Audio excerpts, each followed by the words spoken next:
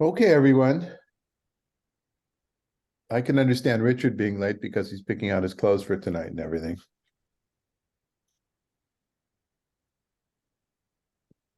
Um, let's let's move ahead. Let's see, make sure that everybody is able to. Okay.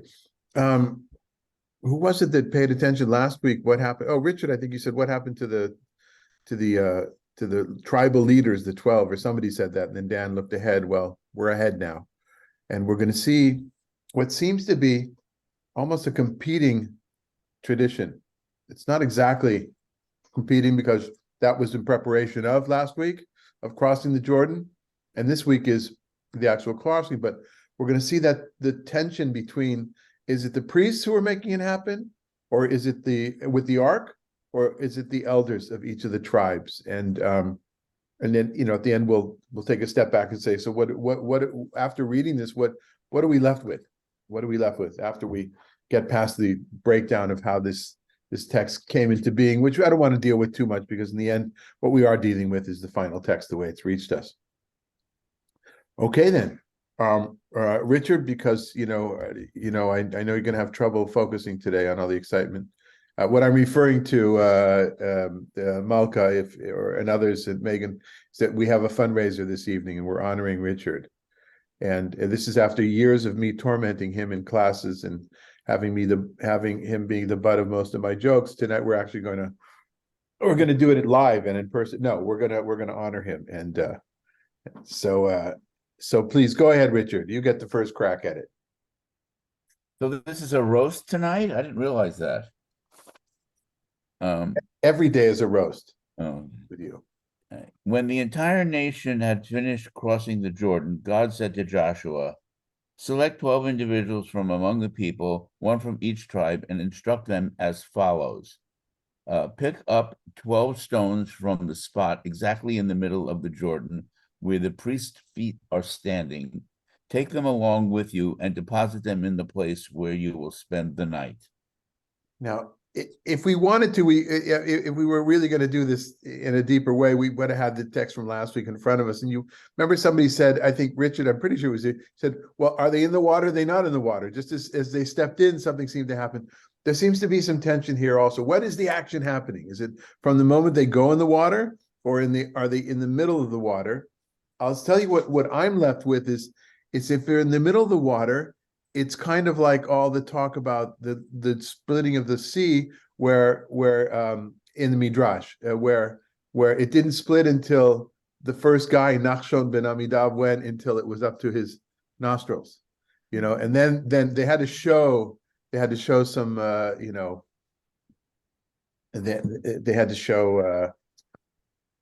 show their faith in going in. But okay, I'm not going to. Okay, I had never mind.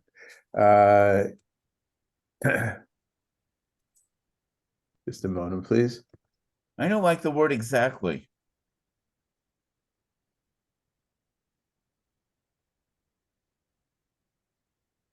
Apologies. You don't like the word exactly? No, it's a qualifier, and it makes it sound very magical. Exactly in the middle. What if they were off by I don't know, a millimeter? It's does it not count? So that's an interesting aspect. Is it because it needs to be exactly that place, or won't count? Or what I'm thinking is, remember that when you were a kid and you were fighting with your brother, and That was always. you were sleeping in the same room, and you kind of drew a boundary down the middle of the room, whose side it is? Well, I do that now with Harvey. Okay, there you go. Okay, so it's kind of like those discussions in the war, no man's land. What exactly? Where's the boundary where's the boundary of the promised land? Now, I don't think that's what this means. I'm guessing with you, it's with you. You don't like the exactly to it because it does smack a little bit of magic, but I think that it might be something having to do, that's what I think. The way I think, and in a midrashic way, is that it had to be exactly when they were going into the land. Before that wasn't really the land, the promised land. Rita Claire, did you want to say something about your kids growing up and drawing boundaries? Okay. If you want to say something, you want us to hear it, though, you have to unmute. My two youngest daughters decided they wanted to sleep together in the same bed instead of separate twin beds. So we listened, even though it was best against our better judgment. So sure enough, they drew an imaginary line in the middle of the bed. And if one moved over, it was like, oh my gosh. So that bed did not last very long. Okay, all Where right. is the word exactly in the Hebrew? I was looking back. It Okay, says so we, Betok HaYordan, right? yeah, I think it's the Betok. Oh, that's just like in the middle, right? That's not exactly. Yeah, why did they add the exactly in this Right. translation? I don't know. Yeah, Malka, you may know that there are notes on the JPS translation from the 60s of the Torah, just the Torah. It's Harry Orlinsky put out a volume. And it's not all that helpful, but sometimes it explains why the committee chose one way or another. I'm not aware of any kind of publication that does that here. I'm wondering if the notes are in the archive someplace, JPS has archives that would be interesting for me. And I've never seen this edition in print, by the way. I don't know if it exists. I've only seen this particular version that we're using now, the gender sensitive version, or whatever the title they've given it. I've only seen it online in Sefaria. Now that doesn't mean it doesn't exist in print. And I'm wondering if it's in print, if it has notes. And then also is this, when you go to Robert Alter's translation, he has notes on some things, but some things he doesn't give a note to. Sometimes he'll tell you exactly why. So that's, yeah. I was just thinking that dovetails on Richard's his difficulty with exactly, because from the text it doesn't say exactly. There you go. And that's why we're honoring Richard tonight for his insights into biblical commentaries. Yeah.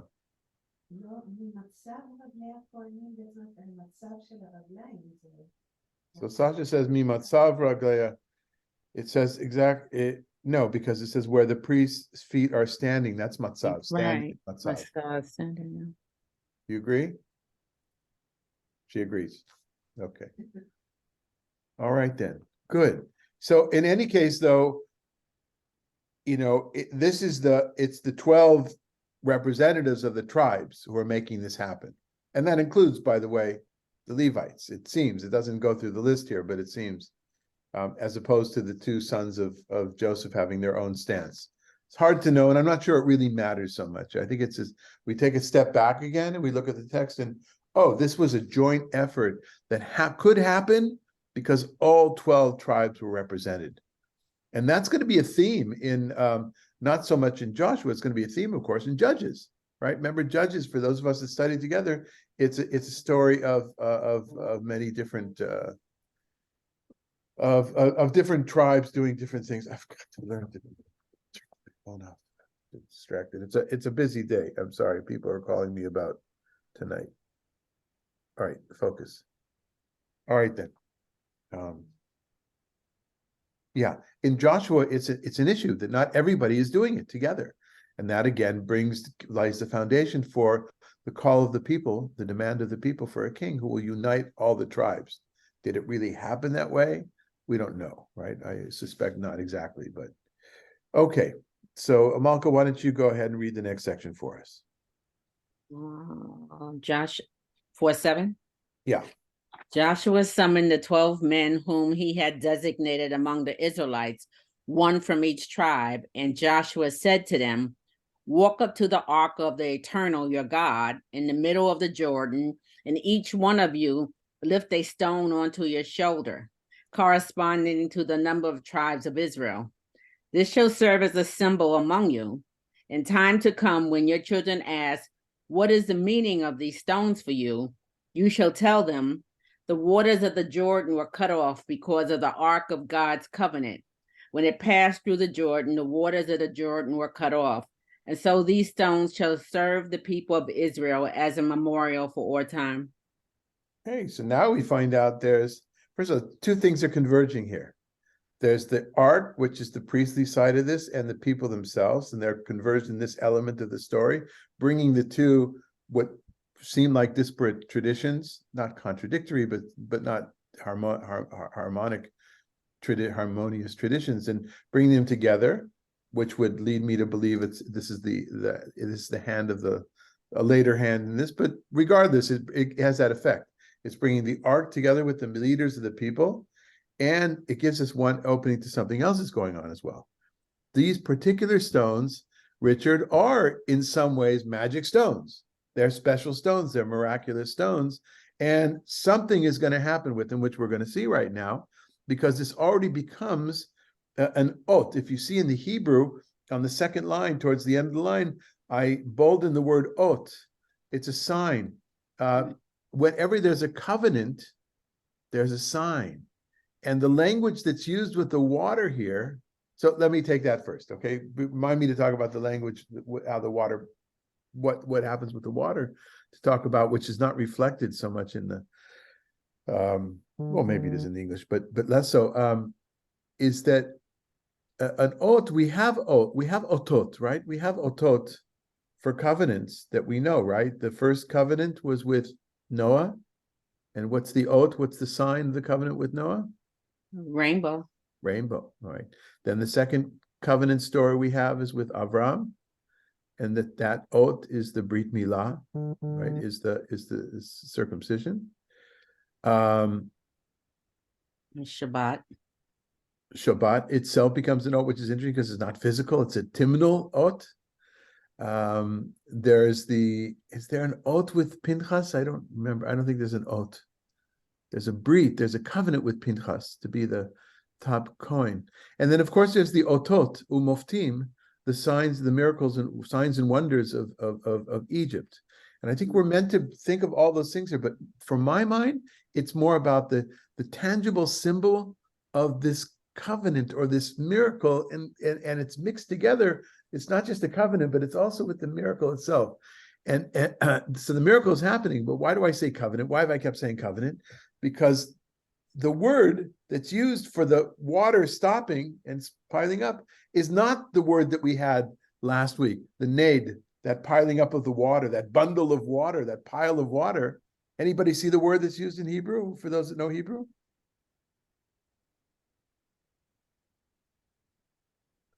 At the bottom of the Hebrew, the fourth line, second word is nichretu, right? Nichretu me hayarden. Now, lichrot means to split in half. And lichrot is what you do, a kritat brit, is, we've talked about this before, a covenant, you cut a deal. It's literally, semantically the same thing. You cut a deal. Lichrot brit is to make a covenant. And there's that famous, that's another covenant with Avram, right? Not just the circumcision, but that strange story of the splitting of the animals that are in a row, and God's Spirit passes in between them. And lichrot is also to cut, is circumcision, right? Kritat milah. That's the same. So this is really interesting. Other words were used in the previous chapter, but the word that's used here that could mean they split or was cut, the water was cut off, is meant to bring us, I think, meant to bring ot and chrit back. I find, I never know the strength of a commentary until I actually buy it and use it. And there's a lot of pluses in the commentary I've been using for Joshua, but this kind of stuff is not in there. It's really, I didn't see him mention any of this stuff here. In the old days when I was at Hebrew University, so the professor would say, these are the commentaries you should use in preparing this text, right? He'd already gone through had seen which one and would recommend, and if we're going to buy one or buy two. So yeah. So I don't know, and I don't. Yeah, it's hard to know beforehand. There's other good parts, but that kind of a comment I would have expected in a good commentary. But I guess yeah, okay. So, all right. Anything else? So, just to bring us up to date, the two traditions have been brought together. It's not only the priests with the ark; it's the 12 representatives with the ark. It's stones that seem to be functional when it comes to the miracle itself. magical, I don't know, but certainly functional. And those stones we're going to see will be used. That these are stones to remember this moment by. I said when we were at the end of Deuteronomy, I stressed a few times that it's interesting that in the later Israelite tradition and the Jewish tradition, there is no holiday that commemorates the coming into the land. But this is one of those things. There's a monument here that, you know, it would be the stone where Amerigo Vespucci put his flag down, or whoever it was. Not going to say Columbus because we have all sorts of issues. You don't think the Bikurim kind of celebrate the coming into the land, because you couldn't offer it until you were in the land? I hadn't thought about that. That's a good point.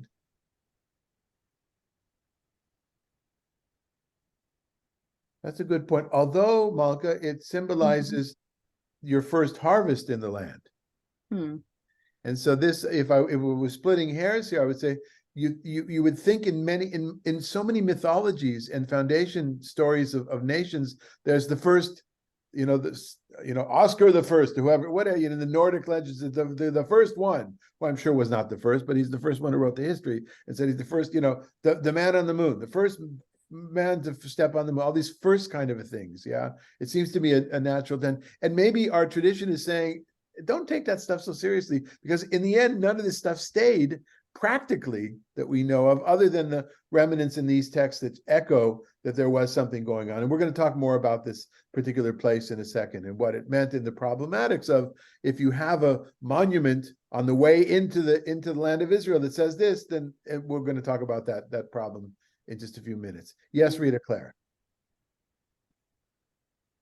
I was thinking about the stones that people leave when they visit a grave site.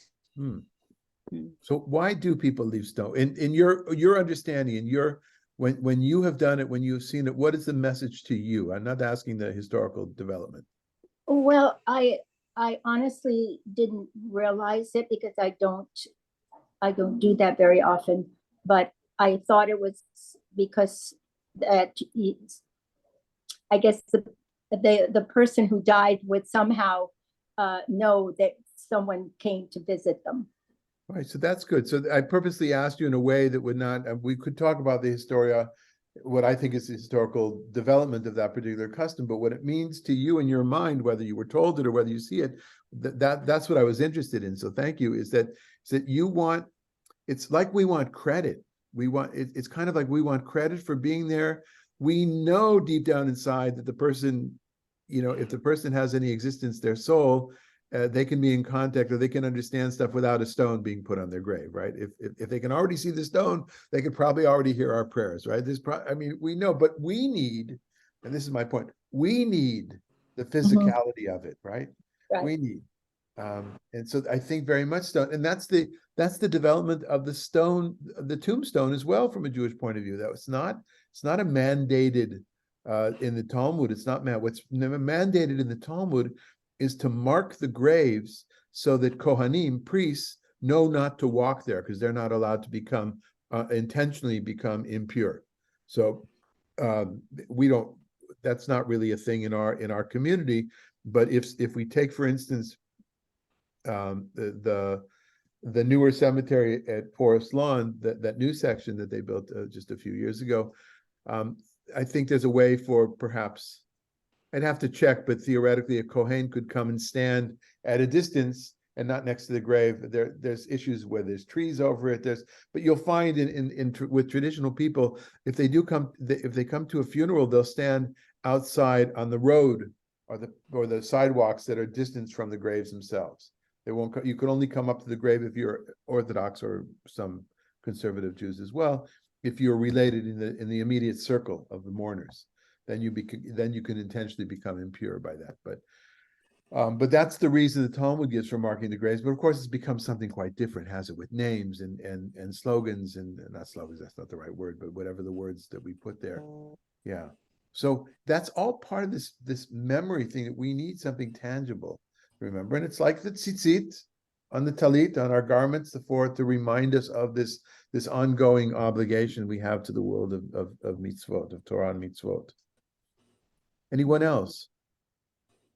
I was going to say one more thing. Is I thought this was kind of interesting. When my mother passed away, my grandchildren were quite young, and they were totally fascinated by the dates on all the tombstones. They spent a considerable amount of time going over that. I thought that was really kind of an interesting thing, because when I was growing up, my parents didn't encourage us to go to funerals for whatever reason. Yeah, so, okay, so that's getting, the funeral thing is getting a little bit off topic. Okay, So I'd like to stay just in the issue of wanting to see the dates and looking at the dates and looking at the inscriptions is connected to this, in that, again, that's the tangible, concrete way for us to tell a story, and that's exactly what they're telling us. What does he say here? And you shall tell them, right? When the kids come by, when the children ask, what is the meaning of these stones for you? By the way, does it sound reminiscent to anybody? Okay, sir. Exactly, Pat. What are you doing? Why is there a bone in the middle of the table? Why is there a charoset? What 4 cups? Why are you leaning? This is girui, educational. Stimulate, not stimulate. It's meant to be to stimulate questions. There's a better word for it. When you do in the classroom with parents, whatever, when you do something in order to get the kids, hook the kids in. Yeah, that's what it's meant to be. Okay. All right. So Rita Claire, why don't you go ahead and read the next section for us, 8 to 9.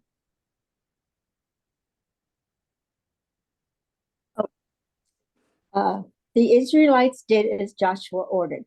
They picked up 12 stones corresponding to the number of the tribes of Israel from the middle of the Jordan, as God had charged Joshua, and they took them along with them to their night encampment and deposited them there.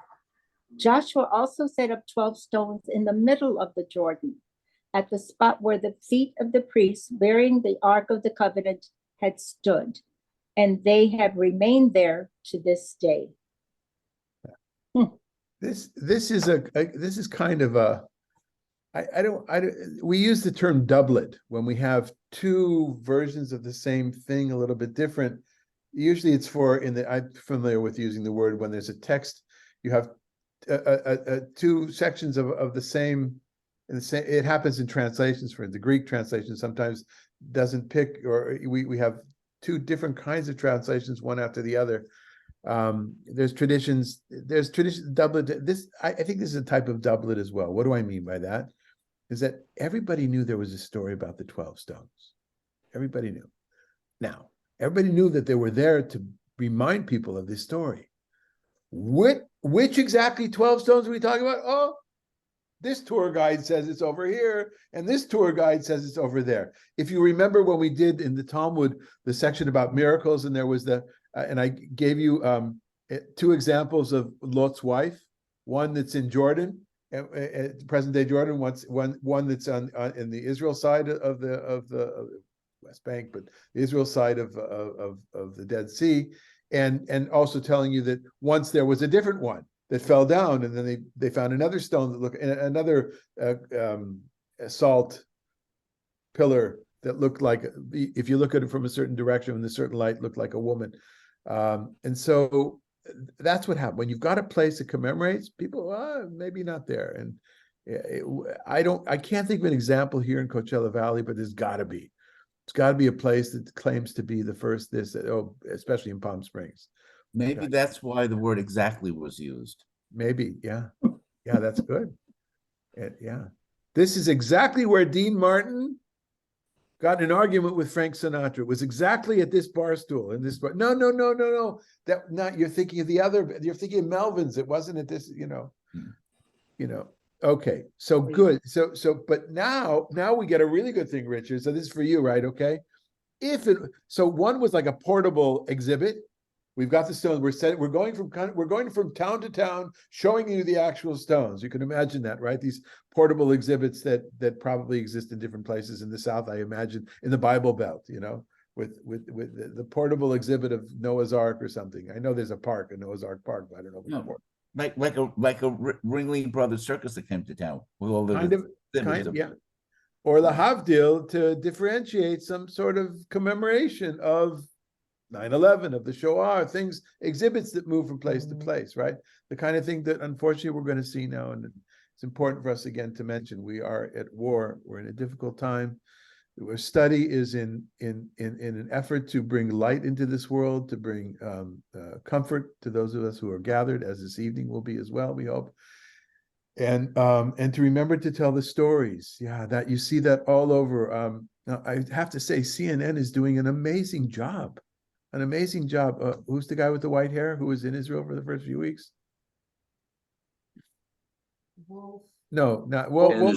Anderson Cooper. Anderson Cooper, yeah. Like he's got this series that seems to never end. He did a tremendous, he and his team did a tremendous amount of in-depth interviews and contact with people. This is what we're looking for. This is why people are putting on their Facebook pages, maybe not in your circles, but in my circles, just they don't, without a comment, they just put the story of somebody. And Israeli government or whoever's running this operation, it could be actually not the government, it could be civilians who are stepping in to do this. You hear on Israeli TV, a thank you to all the people that have contributed and continue to spread. I think it reached 100 million links or whatever hits on Facebook or something by what people had done. This is conscious. This is on purpose to get the stories out there. And when the time comes, and in other circles, but when the time comes for us as well, which may not be certainly not for everybody, I will want to know the stories as well. At least I would urge you to to know the stories of those who have suffered in the Gaza Strip as well, and to try to understand the whole story. Oh, so they assumed that one of the women who had been taken hostage, she was pregnant, and I'd heard talk in the last 2 days that maybe she gave birth. Sasha said we found out today that she did give to birth, which has got to be there's a story there as well, and let's hope that this story ends well. But all right, so that was in context of traveling exhibitions, so to speak. In other words, so that's one of them. But we're got back to our verse now. But then this is where the doublet is, right? There's that traveling exhibition, and we'll talk about that. We're going to get to that issue, the problematics of what is that exhibition, that traveling exhibition. And then there are the stones that are exactly, Richard, in the middle of the Jordan River, and they're there to commemorate.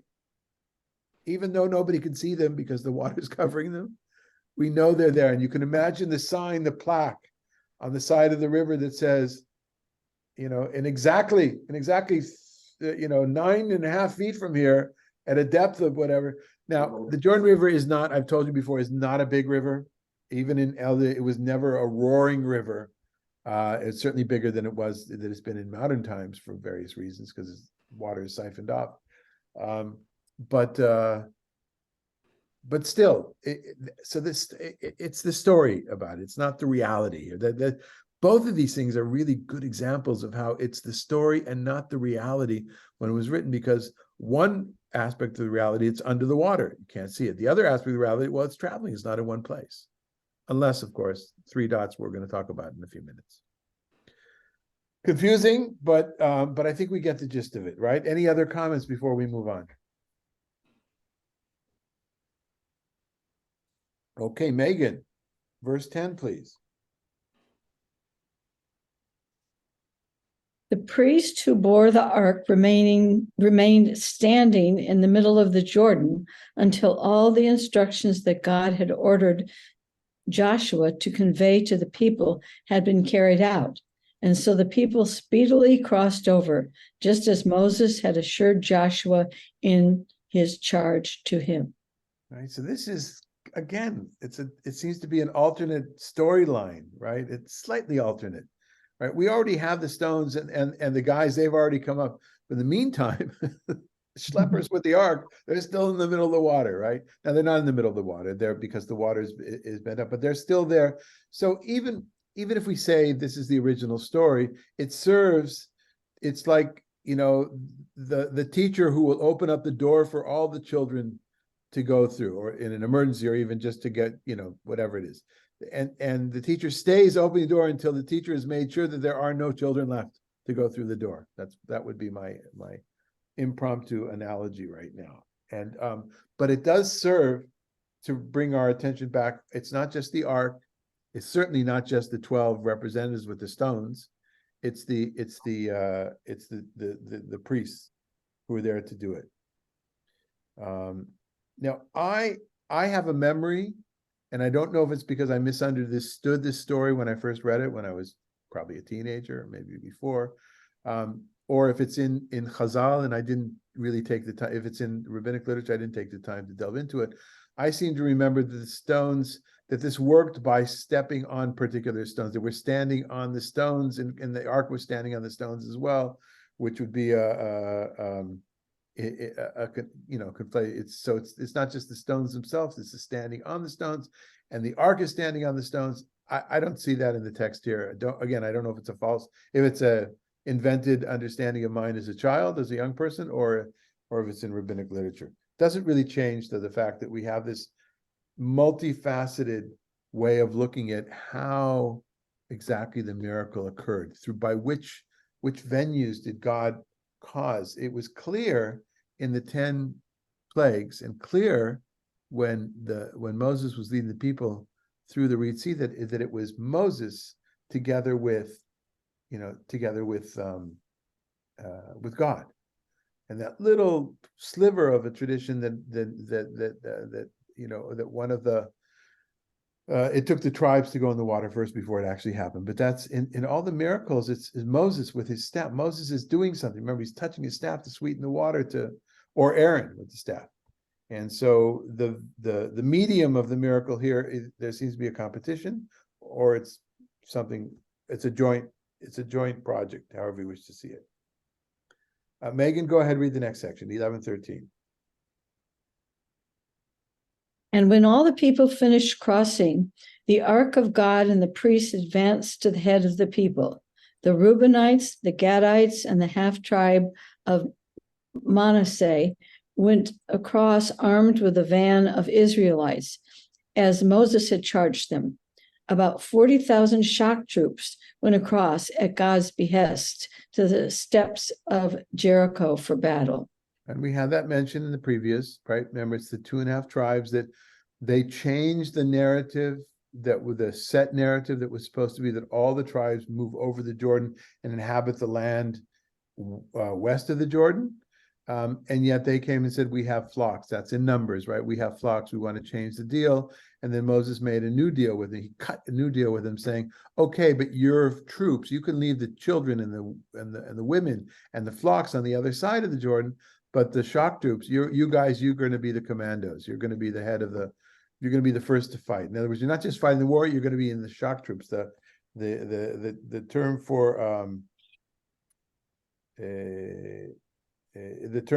shock troops, chalutze hatzava. The same word which is going to be used in the 20th century, maybe even the 19th, I don't know. Chalutzim are those settlers that came to Israel, came to Palestine from Europe to work on kibbutzim and things like that. Those were chalutzim. Okay. Anything before we go on? Okay, Dan, you want to read 11:13 for us? Or I'm sorry, 14? On that day, God exalted Joshua in the sight of all Israel, so that they revered him all his days as they had revered Moses. Right. So if the previous verse was checking the box of, oh, what about the 2.5 tribes there? This is checking another box of the purpose, the beginning of the book of Joshua, which is to make sure that the people knew that Joshua was the one who was succeeding Moses. Right. So in other words, and this is, and it's interesting because you could have seen this happen from a distance and not thought that Joshua was doing it, because he wasn't the one in the water. But that's why the text has been clear last week and this week that these are the words that God commanded Joshua, and then Joshua passed on the command. So he becomes the medium between God and the people, not that he does the act himself with his staff. We don't see any of that here, as Moses did or Aaron did, but he's the one who tells them what to do. And in that way, everybody said, oh, he must, if it worked out, he must know what he's doing. Therefore, we need to follow him into battle. Want to go on, Dan? Yep. God said to Joshua, command the priests who bear the ark of the pact to come up out of the Jordan. So Joshua commanded the priests, come up out of the Jordan. As soon as the priests who bore the ark of God's covenant came up out of the Jordan, and the feet of the priests stepped onto the dry ground, the waters of the Jordan resumed their course, flowing over its entire bed as before. So here too, we have an issue of the exact linear chronology of the narrative. Seems to be a doublet as well. And maybe it's the final telling the story, yes. And of course, what breaks the narrative is the 2.5 tribe business. That breaks the narrative. The other thing that breaks the narrative is the Joshua's authority being recognized. And maybe this is a way to just we could be generous with the text and say this is a way what's known in Hebrew as chazara mikasheret, or a I'm challenged every time I need to look it up in English. I need to like glue it to my computer. In German, Malcolm, maybe you know, in German it's called Wiederaufnahme. It's when you have a diversion from the text and they bring you, the narrator or the editor brings you back to the text by repeating one of the elements. Maybe that's what's going on Like here. an inclusio? No, it's different in inclusio, because I mean, it serves the same purpose as It delineate, can but be like an A prime, like A at the beginning, then A prime at the end. you mean like that, like a chiastic? No, there's a term for it. Yeah, it's such a term that I remember even in university that most of the lecturers would just use the German for it, Wiederaufnahme, right? So, but it's in Hebrew, it is a something repetition. In any case, it could be that as well, just bringing us back to whatever it is, and giving greater detail as to how it happened. I mean, we thought they were out of the water. Didn't we read already about it? Maybe that's the way of bringing us back. And then go ahead, read the next section. Okay. The people came up from the Jordan on the 10th day of the first month and encamped at Gilgal on the eastern border of Jericho. And Joshua set up in Gilgal the 12 stones that they had taken from the Jordan. He charged the Israelites as follows: in time to come, when your children ask their parents, what is the meaning of those stones? Tell your children, here the Israelites crossed the Jordan on dry land. For the eternal your God dried up the waters of the Jordan before you until you crossed, just as the eternal your God did to the Sea of Reeds, which dried up before us until we crossed. Thus all the peoples of the earth shall know how mighty is God's hand, and how you shall fear the eternal your God always.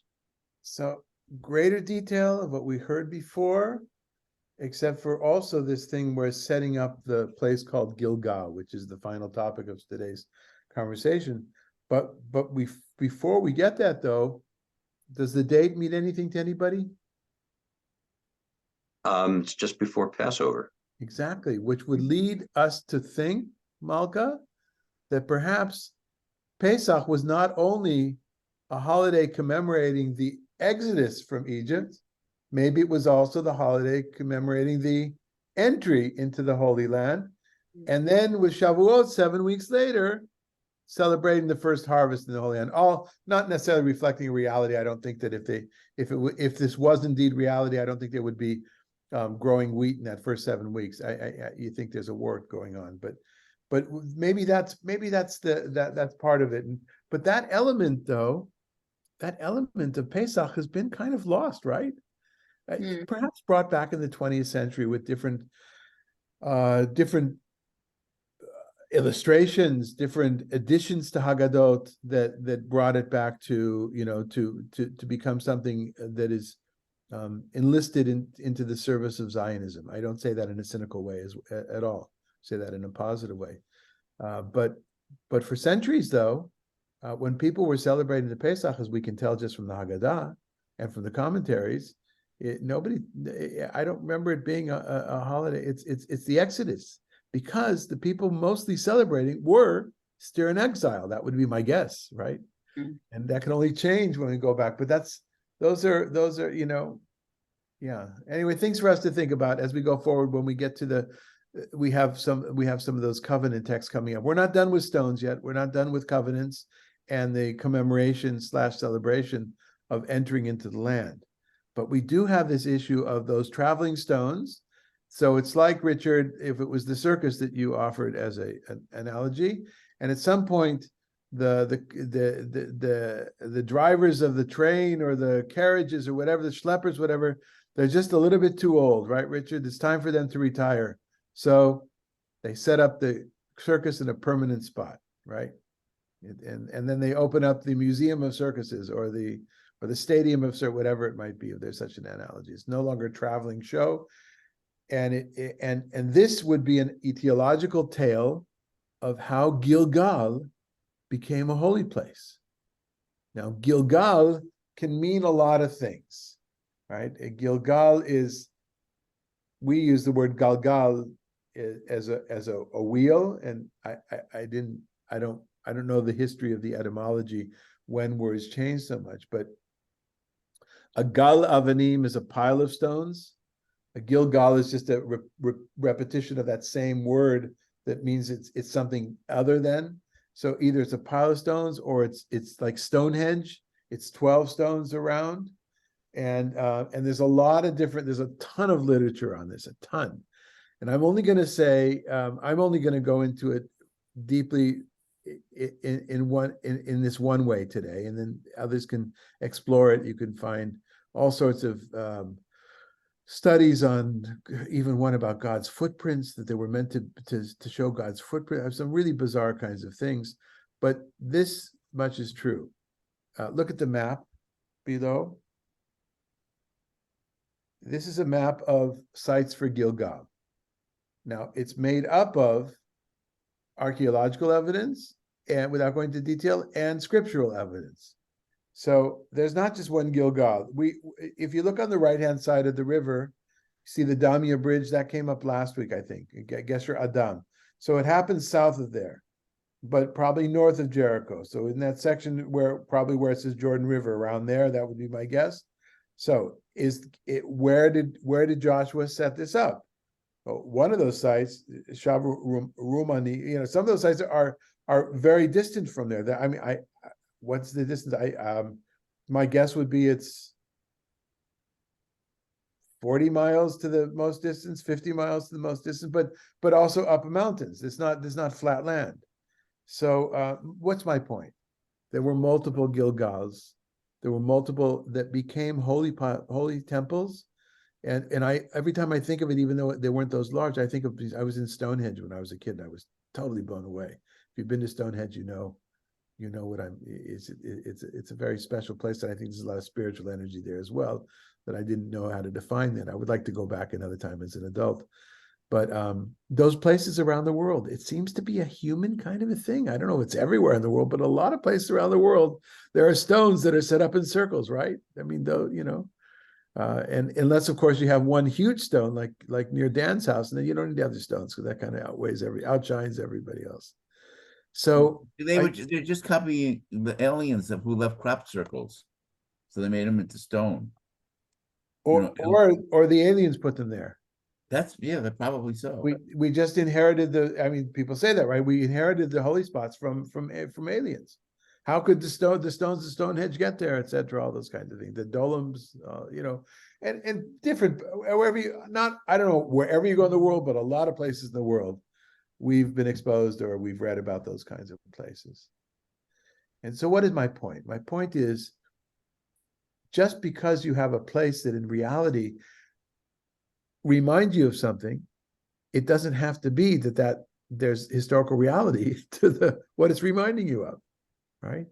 And this, what this comes up, and to go back to what Rita Claire brought up about the tombstone, the rocks and the stones, is that what do you do when somebody dies in a way that there's no burial place?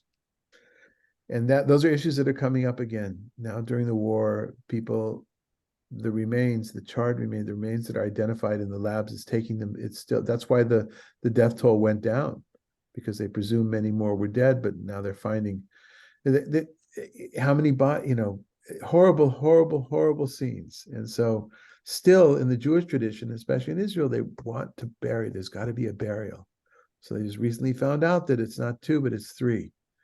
Separate people were buried. They had to unearth it because they need to get to the bottom of where people are, where they died, or who's in Gaza. We still don't know exactly. And then you've got this thing when somebody dies in space, at sea, wherever, the kind of things. And so, and this comes up now. I'm bringing it home. It comes up with cremation, of course, as well, where somebody has the cremains, and then some people divide the cremains, and that it feels sometimes to me, again, I'm used to it more than I was when I first got here, but a little bit more amid the first. I've told you the first funeral I did in Palm Springs, the cremains were divided between two of the man had two wives in his life.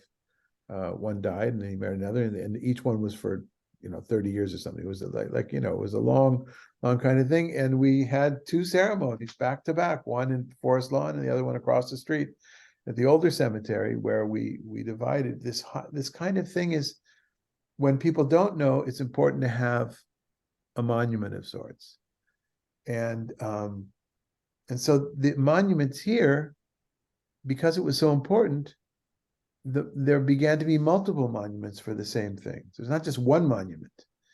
And then, so that's part of the complexity of this. Multiple sites that remind of the same historical or narrative of what happened. And then, what are they reminding them of exactly? Is it the 12 tribes part of it, or is it the priestly part of it? Here, our text would have us believe it's the Joshua part of this. Joshua who established one particular place, Gilgal temple, and that's where it happened. And then we're going to see the connection in the going forward to the date that we brought up beforehand and the proximity to Pesach. Rita Claire, I know you've got something to say. I personally feel that it's what's more important is the legacy that the person leaves behind. As opposed to the physical, concrete part of it, is that what you mean? My mother was buried in San Diego, and quite honestly, I have not been back to her grave. I think of my mother every time I bake challah. Right, and how complex is that, right? This society has built in, some parts of society have built in this inboard. If you don't visit the grave, then you feel guilty for not visiting. I mean, I know it from movies and TV. When people go to the grave, sometimes, listen, I'm sorry, I haven't been here for a while. They talk to the grave.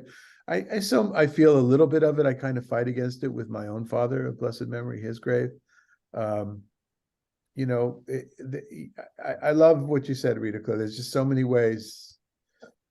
And knowing that, we're going to ask you to make challah more often. Oh dear. Well, yeah, I can't lose my touch, so I have to keep a good. You got to keep in shape. Okay. All right, folks. Any other comments or questions? When do we meet again? That's a good question. Thank you. Mm-hmm. So Sasha and I are leaving on Monday, and we'll put our schedule. I'm returning on the 11th of December.